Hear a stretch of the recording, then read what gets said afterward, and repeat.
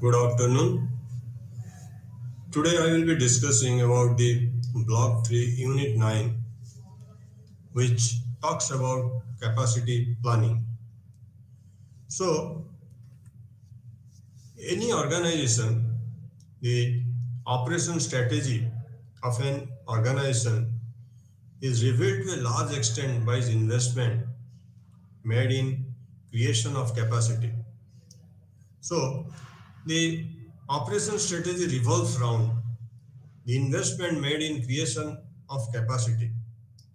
So creation of capacity almost always requires investment, and in manufacturing organizations this is easy to see its investment required are large. However, in service organization also the investments are required, because in service organizations we require also space, furniture, other accessories including equipment. So as to say that the operation strategy of an organization is revealed to a large extent by an investment, and creation of capacity always require investment. It may be in manufacturing organizations or it may be service organizations. And we may not forget that service organizations also requires a huge investment, because it also requires certain infrastructure. Now to say that, what do you mean by capacity? Capacity of a factory or a facility, or it may be a service center, or it may be a, say for example, a saloon or a bank or any other service sector, a transport is a service sector, means capacity of a facility is the maximum load that can be handled by it during a given period. This load can be expressed in terms of, say, input or output. For example, the capacity of a sugar mills can be expressed in terms of the tons of sugar cane crushed, or it can be also in terms of sugar produced. But to say that for an organization which produces multiple products or many products, it is becomes very difficult to say express the capacity in terms of output.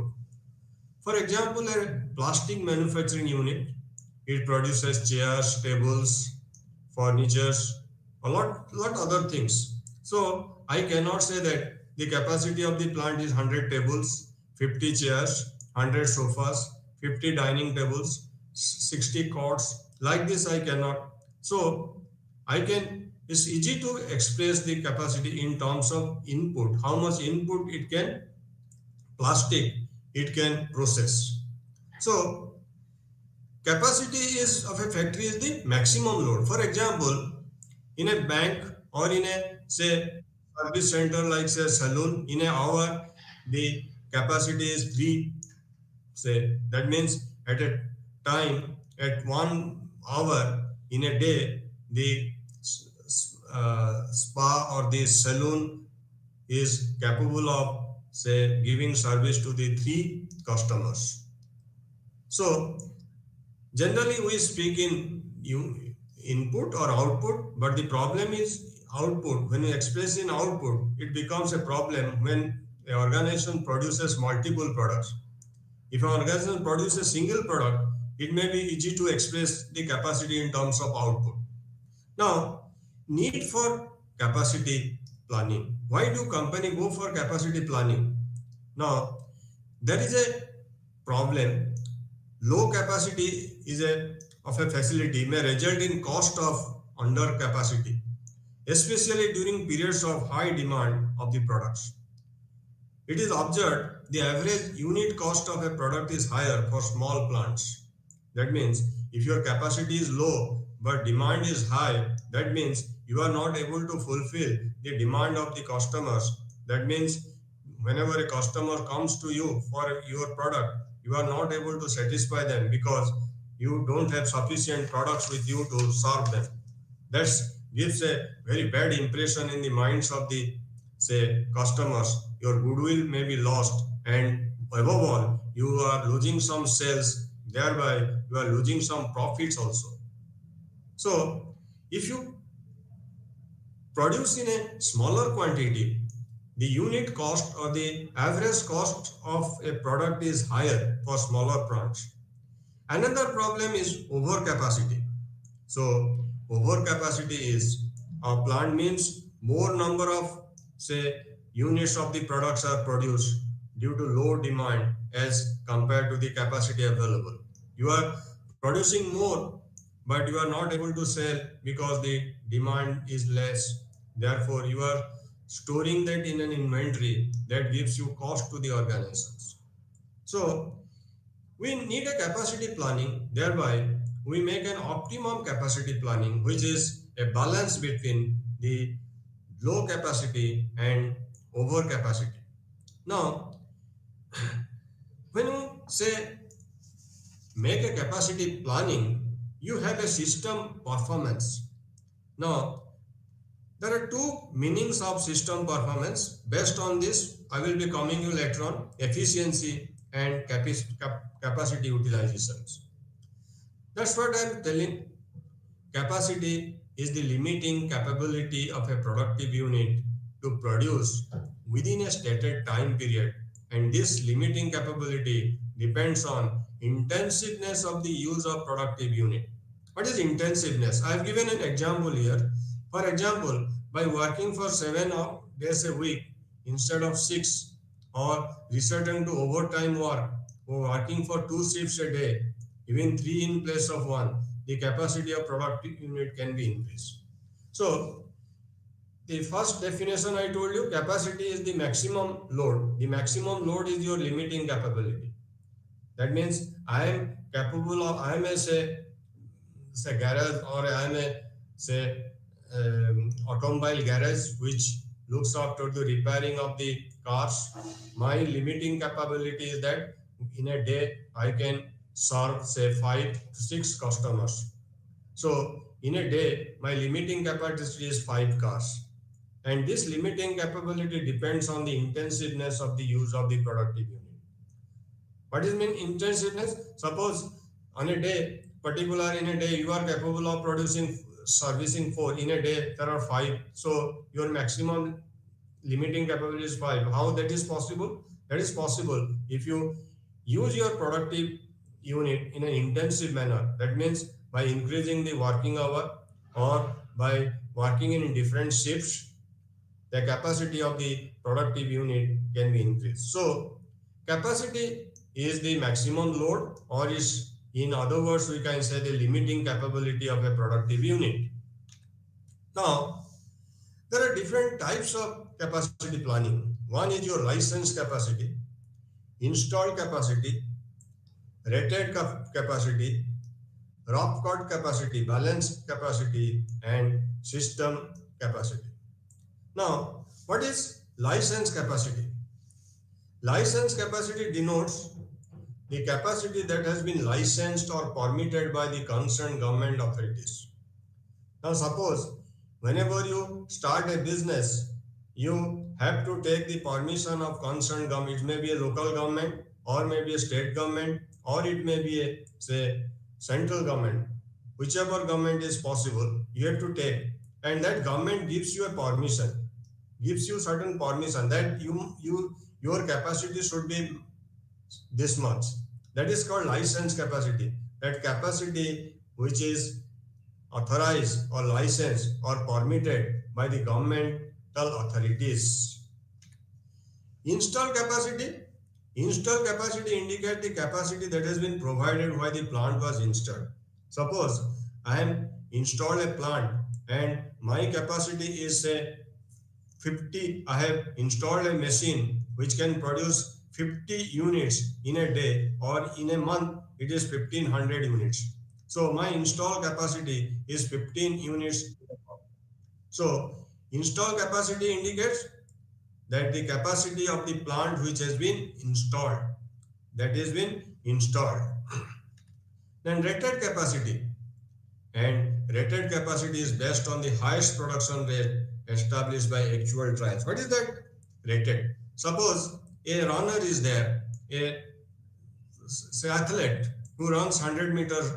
What is his rated capacity? He takes 5 trials and he clocks say 9 seconds, or sometimes he clocks 10 seconds, sometimes he clocks 11 seconds. So there are various times, but the minimum time, which is say 9 seconds, is called his capacity, or he is capable of running or clearing 100 meters in 9 seconds. Similarly, in an organization, when you have a say in the previous example, my installed capacity is say 50 tons, but my rated capacity is the highest production rate established. So my installed capacity is 1500, but sometimes I may not be producing 1500. So in a month or in a week, what is the maximum I can produce? I am supposed to produce 30 units, but what is my rated capacity? I can make an actual trial of that and see what is my highest production, and that is referred to as actual say rated capacity. Now, how to measure when the productive unit produces a single unit, when the productive unit produces a single output, and when different outputs are relatively homogeneous, capacity is measured by the number of units divided by number of unit of time. Now, in measure of capacity, we have two parameters. One is efficiency and another is capacity utilization. What is efficiency? Efficiency is actual output divided by the effective capacity, and capacity utilization is actual output divided by the design capacity. That means the inside installed capacity. How much your capacity is capable installed, and what is your actual output, that gives your capacity utilization. Suppose my plant is installed for 100 units, but I am producing 80 units. So my capacity utilization is 80%. Efficiency is actual output divided by effective capacity. So system performance, whether your system is performing well or not, that can be told by your capacity measurement or your efficiency, actual output or effective. Yes. Now we come to the process of capacity planning. Now, capacity planning is not an easy thing. Capacity planning is a process. What is that process? That process helps to identify the capacity of a production unit that is required to meet the current and future customer demand. So here I have highlighted both the current and future customer demand. And capacity planning is a process helps to identify the capacity of the product, how much I should produce, what should be my maximum load. That is based on, suppose X company is wants to produce a certain product, and what should be his production unit, what should be his production say unit, what should be his capacity of his production unit. That depends on the what is his current or existing demand and what is his likely demand for the future. The design of a capacity of a system is the rate of output of goods and services under full-scale operating capacity condition. The design of a capacity of a system is the rate of output. Full scale, that means the capacity is running under a full scale manner, and the design is of the capacity of the rate of output.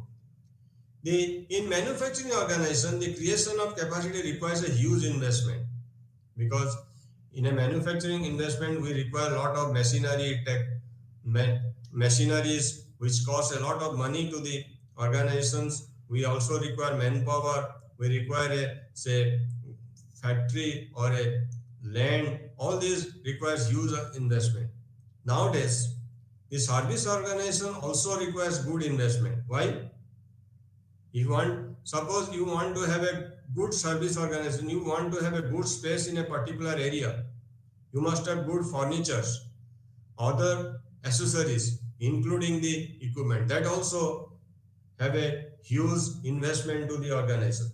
So capacity planning generally is a process that helps to identify the capacity of the production unit basing on the current as well as the future demand, and the design of the capacity of the system depends on the rate of goods and services which can be produced when the unit works on a full scale operating capacity condition. And in if you compare the manufacturing organization and service organization, the creation of capacity requires huge investment in manufacturing organizations, but nowadays even also the service organization requires a huge investment. Now we'll come to the process of capacity planning. Access the company's situation environment to predict future demand. Determine the available capacity. Translate the production prediction into physical capacity requirements. Development Develop alternative capacity plans for making required and available capacity. Analyze the economic effects of alternative capacity plans. Analyze the risk and other strategic consequence of alternative plans. Recommend a course of action. Implement the course of action, and it may be pertinent to point out that a quantitative analysis of the alternative capacity plans is not enough, because for one, the capacity requirements that are used for this analysis are only estimate. In any cases, it may not be very reliable. And secondly, the strategic effects are not easy to quantify in more cases. The steps listed above highlight the importance of both quantitative steps and qualitative steps analysis. Now, what is the process of capacity planning? I will explain one by one. Access the company situation environment. Now, what is the company situation environment? Who are your competitors? Are there any competitors, or are there any new competitors are likely to come? Then you have to see, on that basis you can predict the future demand and determine your available capacity. What is the capacity now available with you? Now you have, in the first step, you have made a prediction about the physical, then translate that prediction into physical capacity requirement. Develop alternative capacity plans for making required and available capacity. Now, when you make a capacity planning, you have to find out the alternative ways to meeting your required as well as your available capacity. Analyze the economic. When you say analyze the alternative capacity plan, how do you do? We have to take the economic effects, as well as we have to take the risk and other strategic consequence of the alternative plans. So by seeing the economic benefits, by seeing the risk, by analyzing the economic effects, And analyzing the risk, we generally recommend a course of action and implement the course of action and point out that a quantitative analysis of the alternative plan is not enough. Just doing some mathematics, we cannot recommend that this is good. For one, the capacity requirement that are used for this analysis are only estimate. If you use a quantitative technique, it only gives you an estimation. It may not be very reliable in in many cases because the production scenario is very dynamic. It changes. So secondly, the strategic effects are not easy to quantify in most cases. Yes, that's what I'm saying. The strategic or long run effect are not easy to quantify in most cases. We cannot put it in numbers. Yes, output which are in, if you go through the product life cycle, there is a stage called maturity phase of the product life cycle. Exhibits volatility in their demand. In the event of this life cycle being long, the demand and the growth is steady and the demand can be predicted with great accuracy and confidence. Such outputs being steel, cement, sugar, salt, electricity, textile, municipal services, hospital services, etc.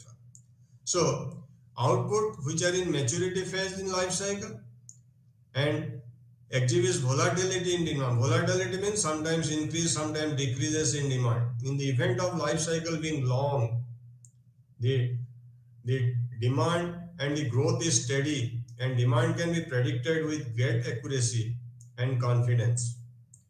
Such outputs are given steel, salt, electricity, sugar, all this comes under this category. Now, there are different methods of, say, we'll discuss about demand forecasting. There are different methods of, now, regression analysis is one of the statistical method to predict the demand of a particular product. Now, generally, regression equation is analysis is expressed in terms of an equation.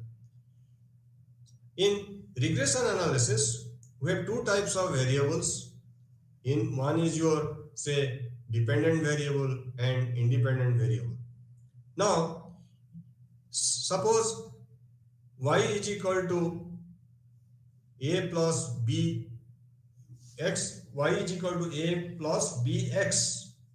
Now, x is your, say, dependent variable, y is your independent variable. We are going to predict the value of y on the basis of the value of x and the value of the x. So, regression may be different types. Is a simple regression when you two variables are involved.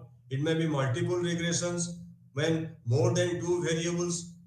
In case of multiple regression, it becomes very complex and we have to use, say, computers or software to find out to future. So regression is a handy technique, is a very important technique in the hands of the operation managers to predict the demand of a particular product. It attempts to develop a forecasting function called regression equation in which the demand for the output is expressed in terms of other variable which cause or control the demand. That's what I am telling. I have not given an equation. I can say that y is equal, for example, the demand for tire, tubes and batteries may be expressed as a number of automobiles vehicles sold, and demand for furniture may be expressed as a function of new construction activity, new marriages performed during the year, disposable personal income of the year, etc. It requires considerable time, cost, as various hypotheses regarding the effect of the variables may have to be tested to develop the regression equation. That's what. So it's not who are the related variables.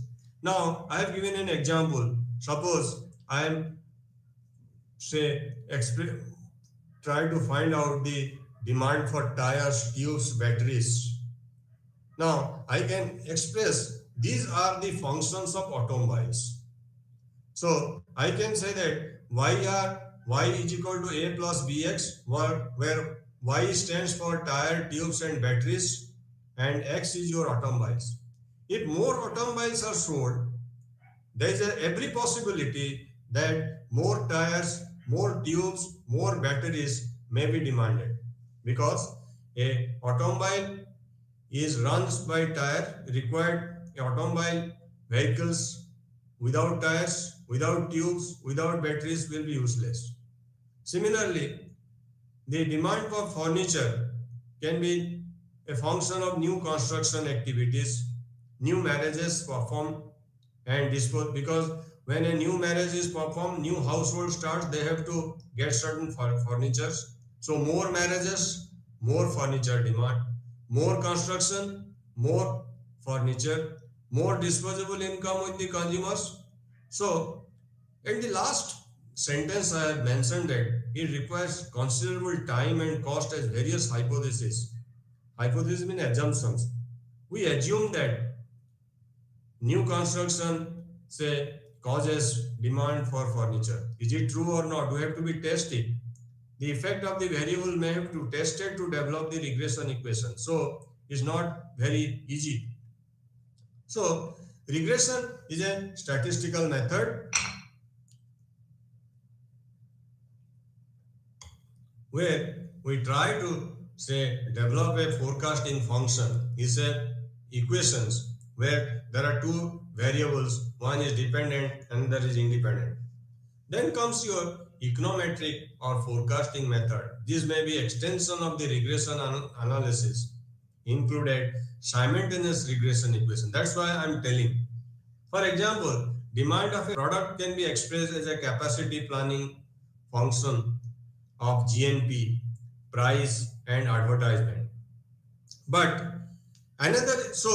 first equation is demand for a product is a function of GNP, gross national product, of the price of that product and how much advertisement you have done for the product. So three variables are these are all independent variables, but these variables cause the demand for a particular product, say X or Y. This is independent.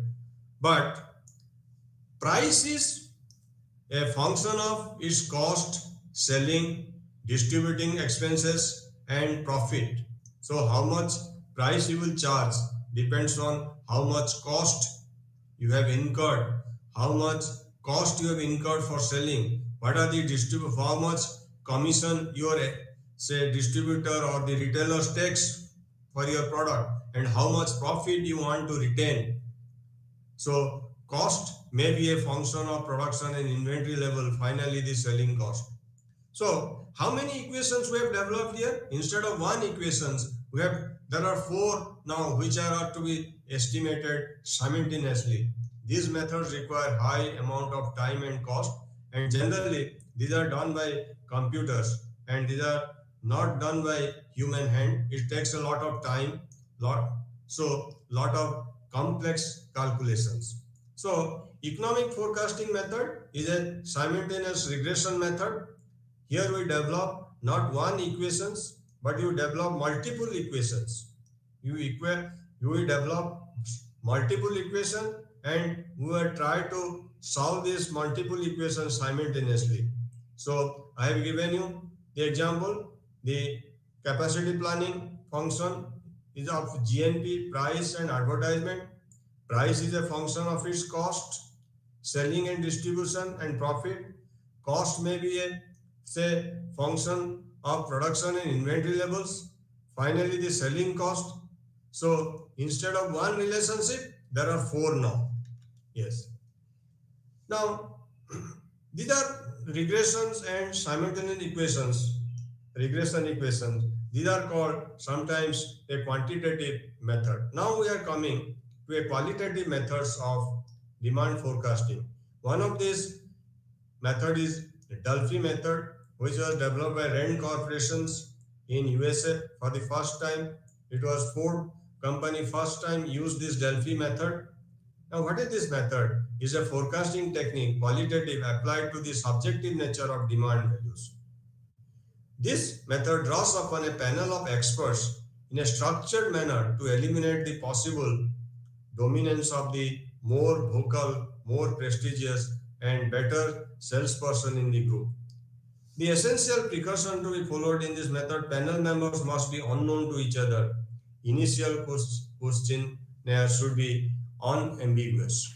So what happens? I will explain in the Delphi method. Delphi method is a one type of method where we invite experts. Suppose we say want to forecast the demand for automobiles, the cars. So we invite people like the automobile engineers, dealers, or retailers, or say the mechanics who are work with the say automobiles. All these peoples we invite. Why do you do that? We keep them in different places. We keep them in a different places such that they are called panel members, such that each panel member does not know who is their fellow panel members. Now, there is a constant, say, communication between this among these panel members. But how it is done? Done by a mediator who is known as the Delphi mediator or is known as Delphi coordinator. He prepares a questionnaire, and this questionnaire should be unambiguous. That means there should not be anything which is have double meaning or which is difficult to understand. And this questionnaire is circulated or is sent via mail or by some other means to the panel members. And the panel members go through the questionnaires and give their answers to they don't send them to the members, they send directly to the coordinator, and the coordinator makes a gist of this, and again he sends to the. Now this type of interaction goes on. This type of interaction goes on till all the members comes to a consensus. Also, it should be explained every matter about which opinion is sought. Each expert in the group makes independent prediction in the form of brief statement. The coordinator edits, clarify the statement, and then provide a series of written questions to the experts along with the feed of other experts. This is very important. So what happens when a question should be unambiguous? Also, it should explain every matter about which opinion is sought. And while sending the questionnaire, the coordinator should explain what are the matters where opinion is sought. Each expert in the group makes independent prediction in the form of brief statement. Then the coordinator edits. What is the work of the coordinator? Editing, clarify the statements, and then provide a series of written questions to the expert along with the question, along with the feed of other expert. What are the answers given by the other expert that are also fed? This process is continued for several rounds. A reasonable amount of convergence is, however, achieved usually in 3 to 4 rounds. If this round say continues for 3 to 4 times, there will be a reasonable amount of convergence, or there will be say mutual understanding or unanimity about a particular topic. This Delphi technique is a formal structured method to lead a panel of experts to consensus rather than a compromise, by providing feedback in written form and by eliminating the possible dominance of influencer. If you have a say brainstorming or an expert opinion method where the groups come and sit together, they know each other, there is a problem. What is that? If one member is there a dominant, he can dominate the others. There is a problem. The person who dominates may not have the correct say opinion, but because he is loud, because he is vocal, then the other members, though they are correct, though their opinion is say has some importance, but they are undermined because of the dominance of an influential member. To overcome this problem, Delphi method is developed, and it is a formal and is a structured method to lead a panel experts to a consensus, to come to a consensus, to come to an agreement rather than by compromise. There is no cause of compromise in Delphi method. By providing feedback in written form and by eliminating the possible dominance of the influential members. Then another is your market survey. Market surveys say and other studies on the market surveys and other studies on customer behavior provides us with a lot of primary data on the factors such as what makes the customer buy the product, what features have high priority in customers preference structure, what are the perception of competing the products, the likely impact of price changes, what are the changes to be incorporated in the product itself. Such insights can be extremely helpful while in the long run demand of the product is being predicted. So market survey is generally a questionnaire method. I will explain in few sentences. Market survey is a study which is undertaken to know the sentiments, to know the behavior of the consumers or the opinion of the consumer, actual consumers. Now, a questionnaire is prepared. A questionnaire contains lot of questions and the answers is sought from the. Now there are two methods of doing this survey. We can have a questionnaire method or a schedule method. Questionnaire method means we can send them by mail, or nowadays email is very famous. We prepare a questionnaires and have a set of customers and send them by email. Like I have some 5 to 6 question. I can prepare 6 question. Why do you purchase the my refrigerator? What are the features you like in my refrigerator? What are the high priority in consumer? What are the features in a refrigerator? What are the features you have high priority? What are the perception of competing products? Suppose I am producing X refrigerator. What are your perception about Y and Z? The like if I increase the price, what will impact on you, whether you will purchase or not, and what changes you are incorporated, what changes you want to be there in my product in the future. So such information, such insight proved to be extremely useful while in the long run because demand of the product is being predicted. Sometimes also we use, yes, beside historical analysis, we do also Salesforce analysis. Sometimes what happens, instead of directly say asking the,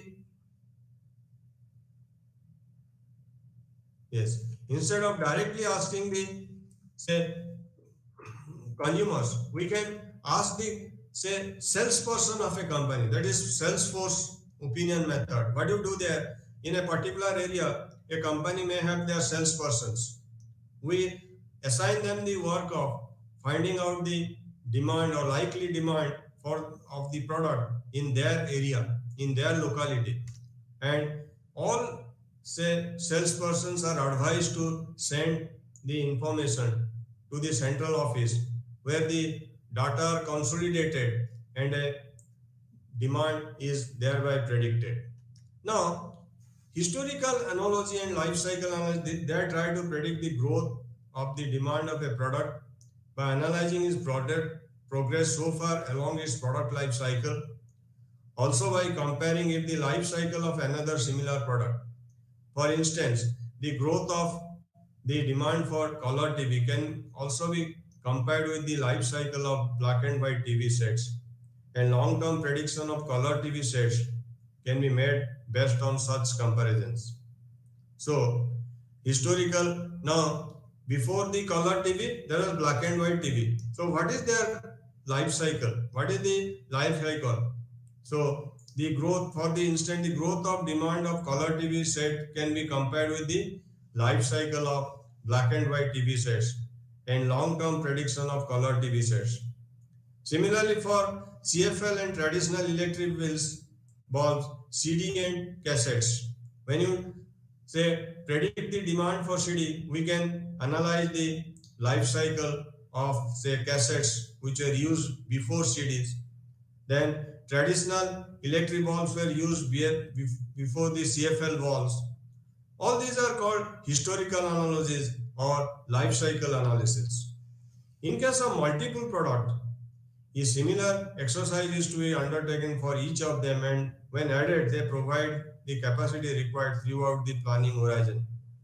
If outputs are not homogeneous, this might be different capacity requirement for each sub-process. So, when you say in case of multiple outputs, a similar exercise is to be undertaken for each of them. Now, if the company is producing, say, 8 to 10 products, for example, Maruti has a lot of varieties of car, then in such cases, you have a multiple exercise, similar exercise, a multiple demand forecasting exercise is to be carried out for each of such product. Yes. To prepare reliable long-term demand forecast for new products in their introduction or even through rapid growth phases is a very difficult task. This is also true for some mature products where capacity planning is dependent on availability of supplies, and this could be risky. For example, for petroleum, as the uncertainty involved in such cases is higher, we should try to take into account the probability distribution of demand. We should attempt to prepare an optimistic prediction of demand, also pessimistic prediction of demand, along with expected predicted demand.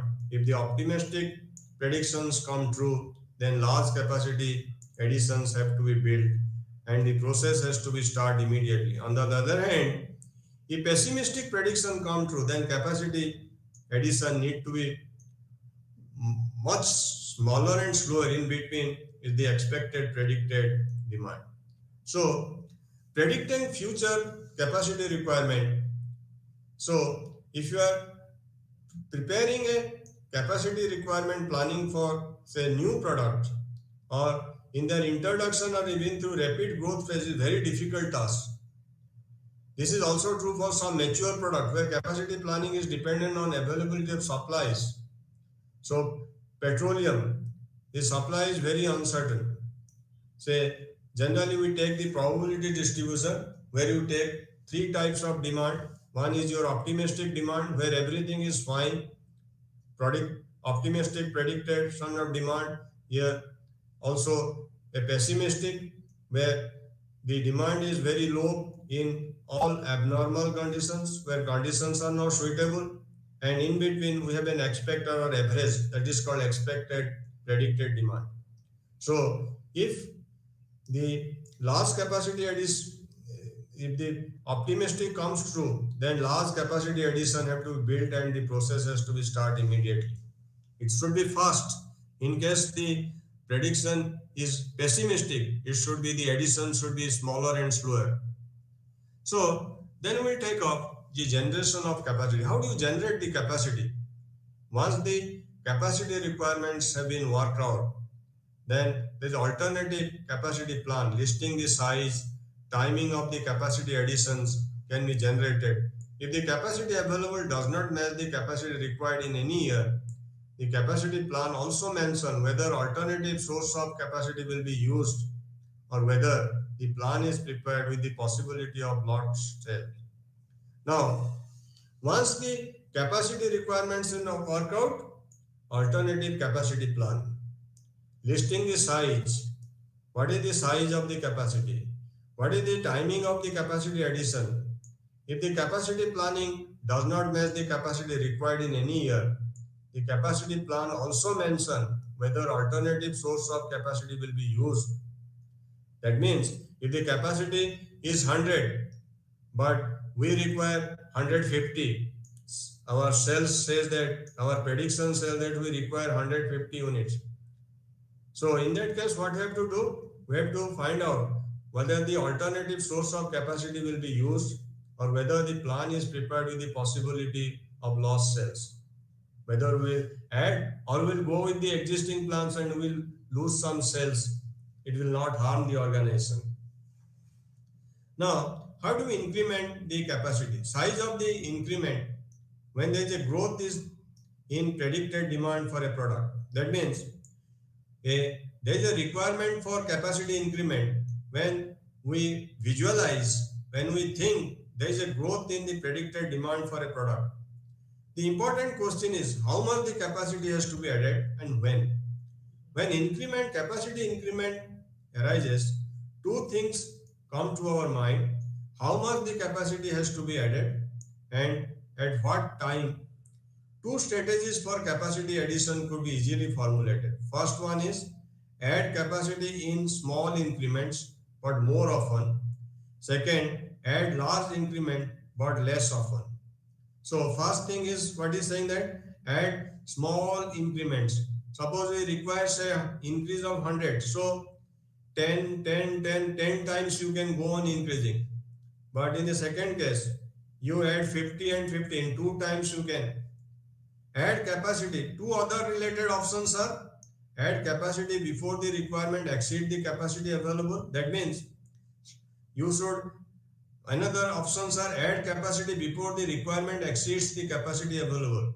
Now you are selling now 100 units, your capacity is 10 units, but you are expecting that it will say exceed 110. So before it exceeds 110, you add capacity. Second is add capacity after the requirement has overtaken the available capacity. That means in the second case, you will add the capacity when the requirement has more than 110. Of course, one can have mixed options such as adding a large capacity increment so that available capacity is much in excess of the likely demand. However, if the demand is continuously growing, it will soon overtake the available capacity. Then add another large increment of capacity. So what is alternative source? We have seen about the capacity of any facility also depend on the intensiveness of the use. Therefore, a manager has access to a higher capacity without really building additional capacity. So that means by increasing the intensiveness of the use. That means suppose I have a machine whose capacity is 1500 say units in a month, but the capacity of that machines can be increased if the working hour of the machine increased by 2 hours. So that is called intensiveness of the use. This indicates alternatives.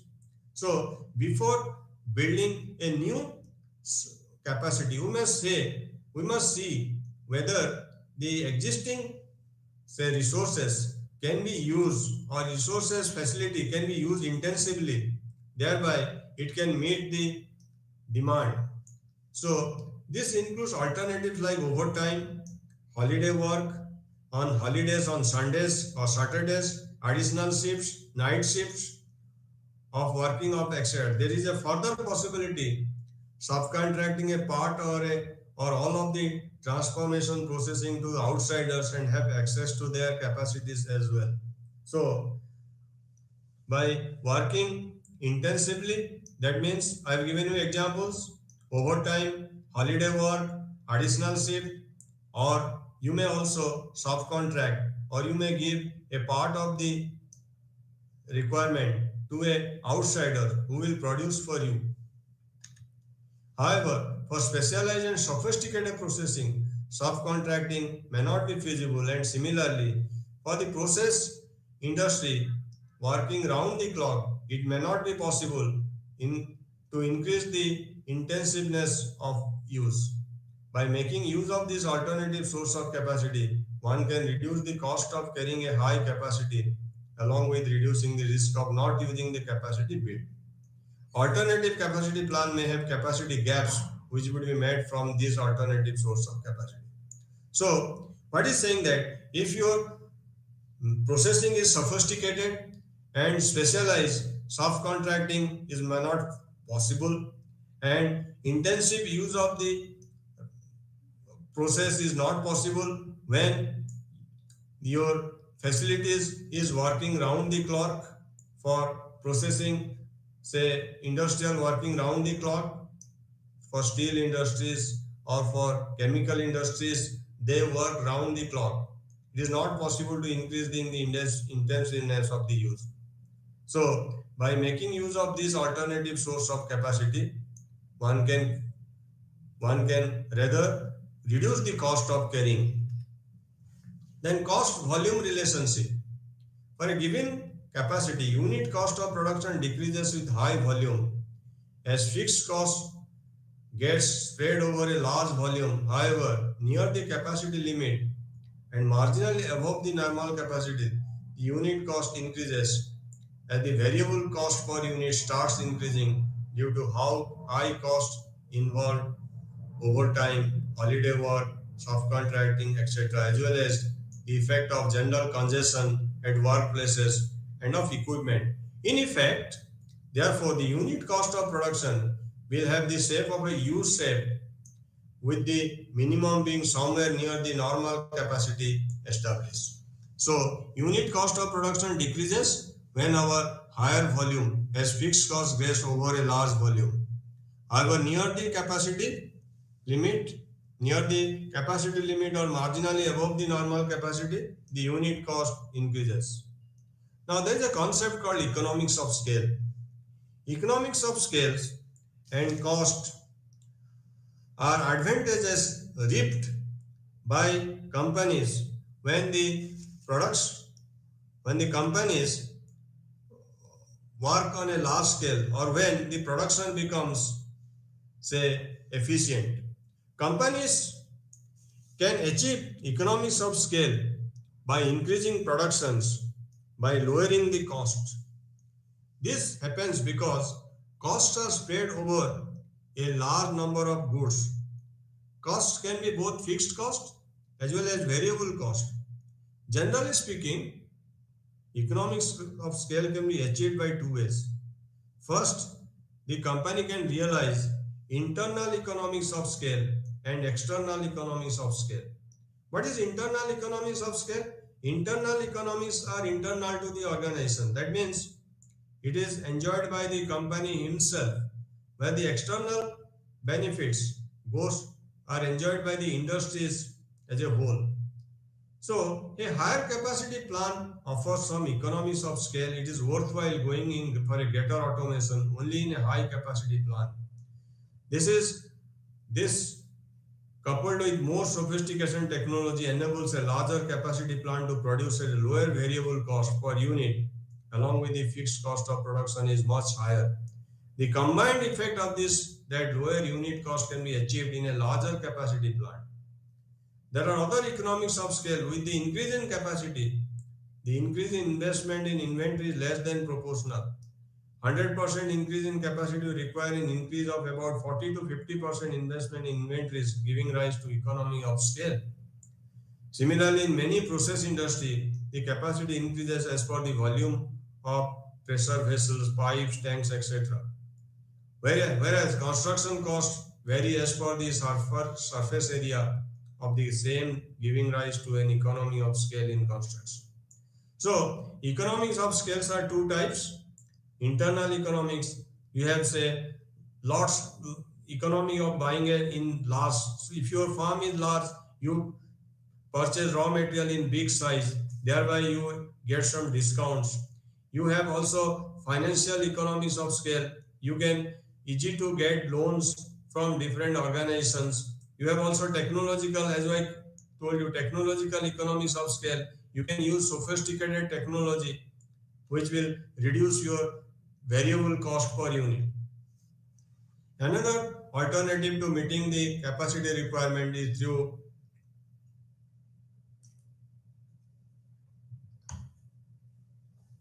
additional capacity or alternative sources to absorb some lost sales.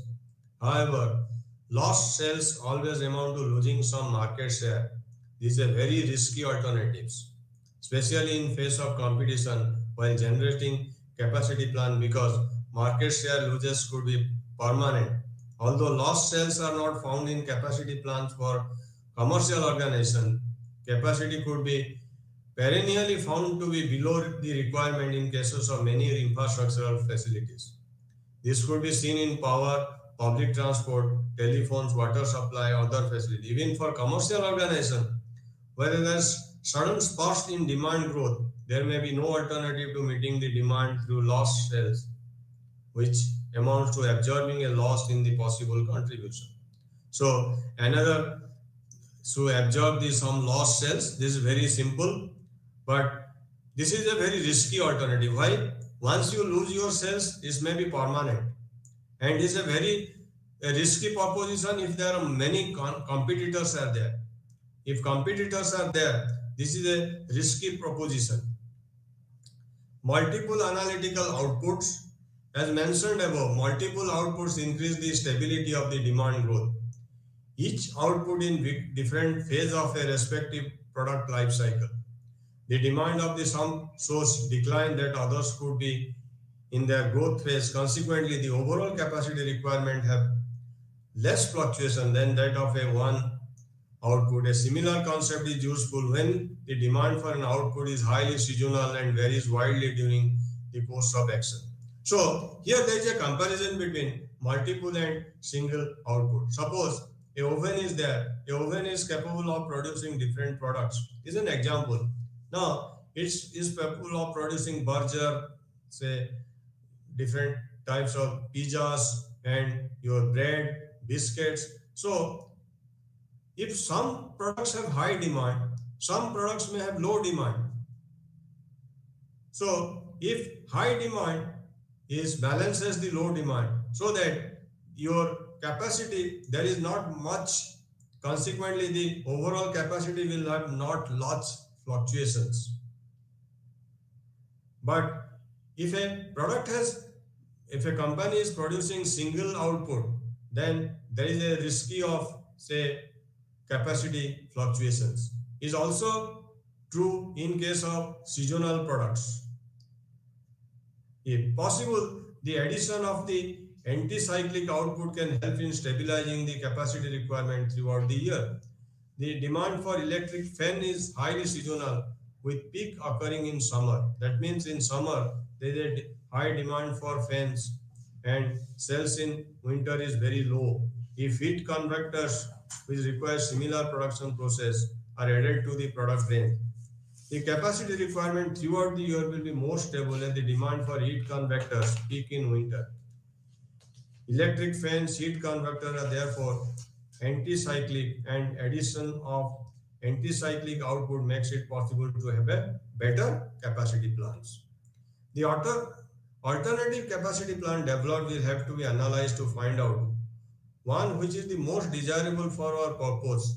This involves a quantitative analysis to find out the economic consequences of different capacity plan based on the assumption made regarding what is going to happen in future. However, there are uncertainties regarding the future as well as many strategic effects flowing from capacity plans, all of which cannot be quantified precisely. That's why there is a need for quantitative assessment of the risk and other strategic consequences. Establishment of capacity is always an investment and returns from it accrue over a period of time. That's why some kind of discounted cash flow analysis has to be used so that alternative capacity plans can be compared. For each alternative capacity plan, the general procedure requires that all the cash flows occurring in different years up to the planning horizons have to be listed, and all the cost incurs are cash outflows and the revenues earned are cash inflows. When all these cash flows are discounted at the cost of capital of the enterprise, we get the net present value, and the capacity plan having the highest net present value is the most attractive from an economic perspective. When demand growth is highly uncertain, the consequent cash inflow from any capacity plan are not reliable enough. That means when growth is highly uncertain, in such a case, knowledge of probability distribution of demand is quite useful, and in the absence of detailed distribution, one needs to know the optimistic, expected, and pessimistic prediction of demand. For each of these scenarios, the NPV of each alternative can be computed, and different and appropriate capacity plans can turn out to be the most economic under each of these scenarios. Yes. When demand growth is highly uncertain and consequent cash inflow from any capacity plan are not reliable enough to make any conclusion, in such a case, a more formal approach for such a situation involves using a decision tree to analyze the various alternative plans. Both the alternatives and the uncertain outcomes are shown on the decision tree. So decision tree is a technique to say analyze the various alternative plans. Risk analysis. All capacity plans are based on prediction of probable demand and the future can be predicted exactly. Thus, there is always some element of risk. So, to conclude the analysis, I say that capacity plan and risk analysis always interrelate. All capacity plans are done on future probable demand, and future is very uncertain. Therefore, always some risk is there. There is always some element of risk present in any planning process. What we have said above is that risks are higher in case of new outputs than in case of mature outputs with stable demand. So, if you compare the new outputs, their risk is more in case of a mature output, which is say track record of previous. Risk analysis and alternative. If demand cannot be predicted exactly, the actual demand will be either be low or higher than the predicted demand. In the first case, we are likely to be burdened with overcapacity. In the second case, we are likely to suffer from undercapacity. And we should analyze the likely consequences of both of the overcapacity and undercapacity. So, if demand cannot be predicted exactly, there are two scenarios. One is the actual demand will be lower, higher than the predicted demand. In the first case, we have overcapacity, and it is the work of the manager to analyze both the consequence of overcapacity and undercapacity. Risks and alternative capacity plan. If overcapacity, then there are some minimum economic capacity size below which the process becomes uneconomic.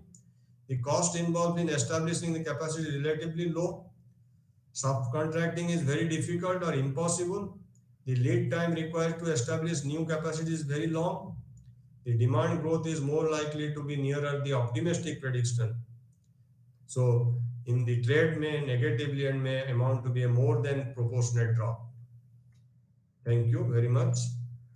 We'll discuss the next unit next class.